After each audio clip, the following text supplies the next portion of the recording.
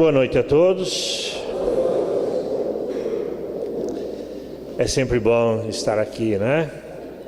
Não sei se é para vocês, para mim é sempre muito bom estar aqui falando para vocês. Hoje nós vamos falar mais um pouquinho de um personagem extraordinário que todos nós conhecemos, Jesus. Teve uma vida toda ela pautada pelo exercício do bem, mas pontificada sempre e evidenciada pela presença daquilo que se convencionou chamar de milagres.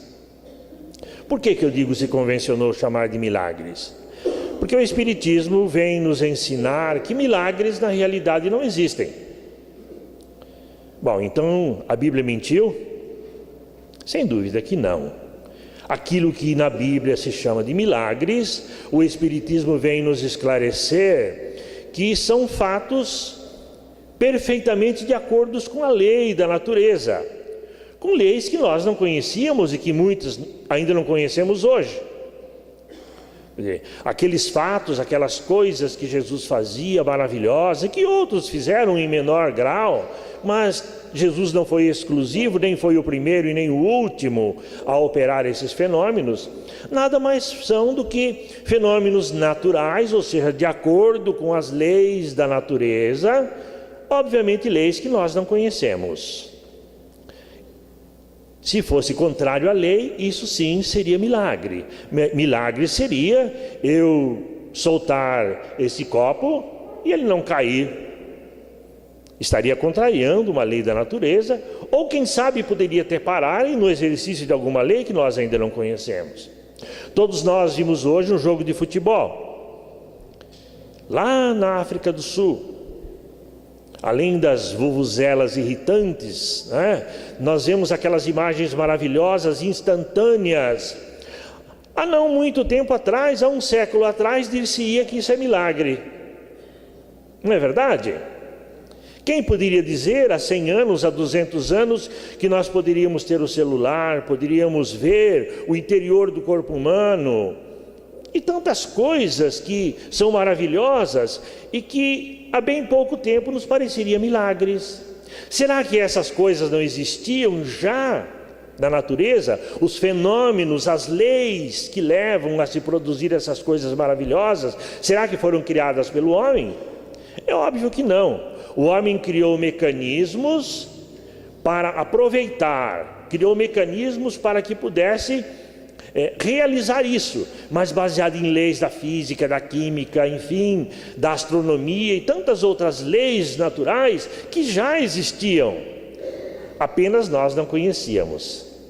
Assim também foram os milagres atribuídos a Jesus, que muitos deles o Espiritismo já veio nos explicar, o Espiritismo já veio nos mostrar que são perfeitamente naturais. Alguns ainda precisam de explicação, mas com o tempo certamente nós chegaremos lá. A vida de Jesus começou dessa forma, a começar lá pela Anunciação, né? Que eu sempre pergunto, quem foi que viu? Na realidade, tudo aquilo que é muito bonito, sem dúvida nenhuma, mas na realidade foi dramatizado pela igreja, pelos responsáveis, porque são fatos que aconteceram na intimidade de Maria e que ninguém poderia saber. Ela relatou isso. A anunciação dos anjos, os anjos que anunciaram aos pastores, tudo aquilo já foram fatos, poderíamos dizer, milagrosos.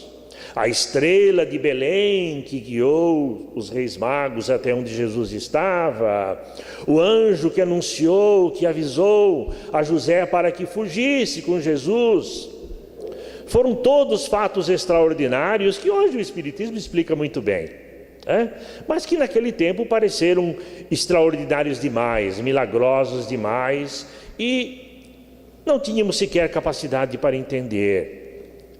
A partir daí tivemos um lapso de tempo em que Jesus não apareceu, retornando aos 12 anos, quando ele foi ao templo com seus pais, e lá foi encontrado discutindo, argumentando com os doutores da lei no templo. Notem, um garoto de 12 anos, que não tinha internet, não tinha televisão. Hoje até os garotos de 12 anos já sabem muita coisa, né? Mas naquele tempo não.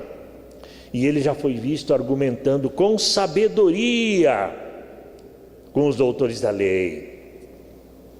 Mas algum tempo se passou até que Jesus ressurgisse novamente. Não se tem muita notícia, na realidade nenhuma notícia do que Jesus fez durante esse período. Existem até alguns livros que falam, mas são especulações sem nenhuma comprovação.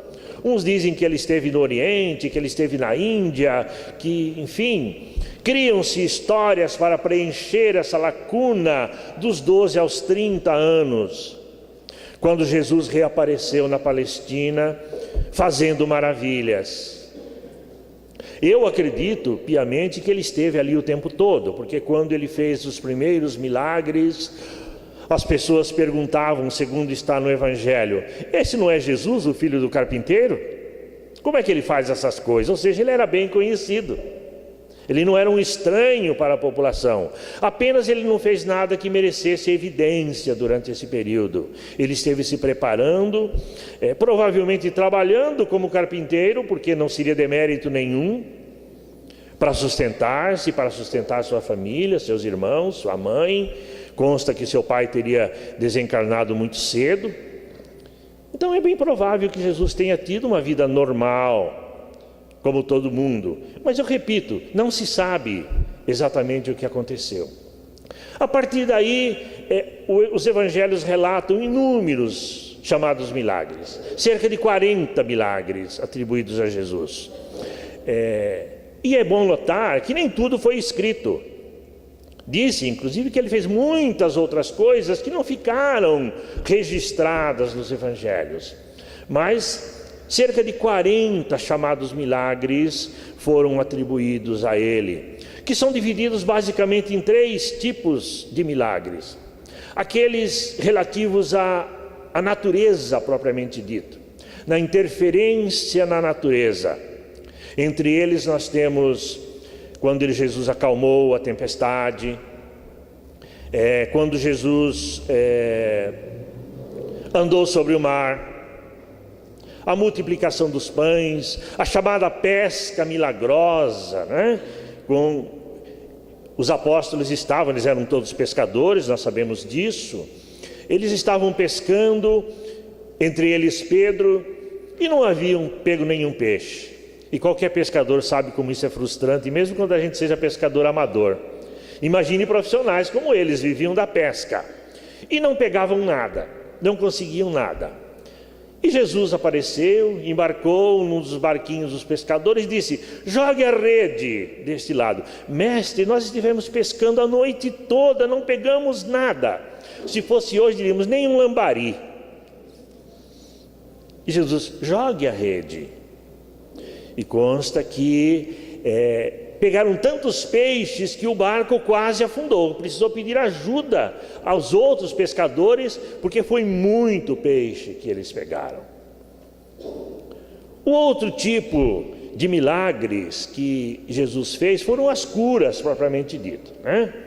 Nós vamos falar um pouquinho sobre isso mais tarde. Quando curou os enfermos, as mais variadas espécies. E o terceiro, em especial, seria a ressurreição de mortos. A Bíblia registra 3 casos, né? Lázaro, o mais eminente, a filha de Jairo e o filho da viúva de Naim. Por que viúva de Naim? Era uma cidade chamada Naim e tinha lá uma viúva que tinha um filho que morreu. Então consta esses 3 tipos, essas 3 ressurreições.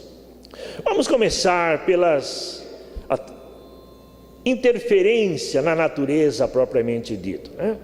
Há muito questionamento, inclusive no meio espírita, que tenta encontrar explicações para justificar, porque nós aprendemos no Espiritismo que não se deve mudar as leis da natureza, violentar as leis da natureza, e que Jesus não faria